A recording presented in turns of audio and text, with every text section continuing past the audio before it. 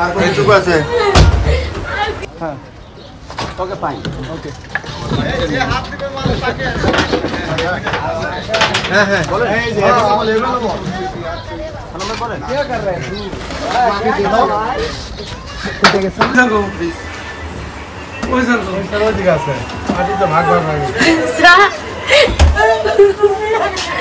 ঠিক আছে তাও আমরা নেগেটিভ সবগুলো খাবার নিতে পারি এখন একদম ওইদিকে তো বিশাল বড় অন পাই আমাদের বিভিন্ন সদস্য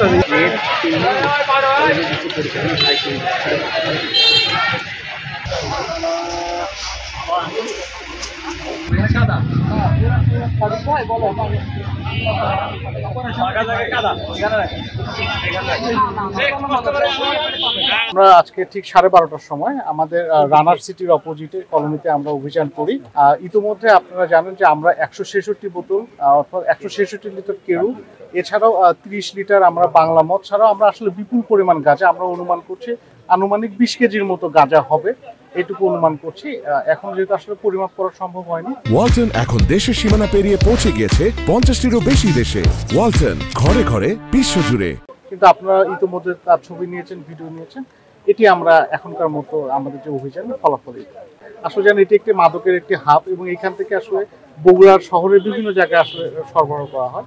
আমাদের তথ্য ছিল, সেই তথ্যের ভিত্তিতে আমরা আসলে আজকের অভিযানটি পরিচালনা করলাম এবং আমাদের এই অভিযানটি আসলে অব্যাহত থাকবে।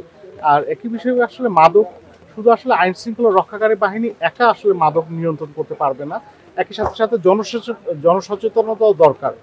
কারণ যদি আসলে ভোক্তা না থাকে, যদি চাহিদা না থাকে, তাহলে আসলে মাদক আসলে কমে যাবে। 2 জন আটক আছে, আমরা এই যে মাদক সহ তাদেরকে আমরা গ্রেপ্তার করেছি। আর আপনারা ইতিমধ্যে জানেন যে আমরা এখানে অভিযান করার সঙ্গে সঙ্গে বিভিন্ন বাসায় তারা সব তালা মেরে মেরে সবাই এখান থেকে পালিয়ে গিয়েছে। আমরা প্রত্যেকটা বাসায় তালা ভেঙে ভেঙে গিয়ে আমাদেরকে আসলে এই অভিযানটি করতে হয়েছে।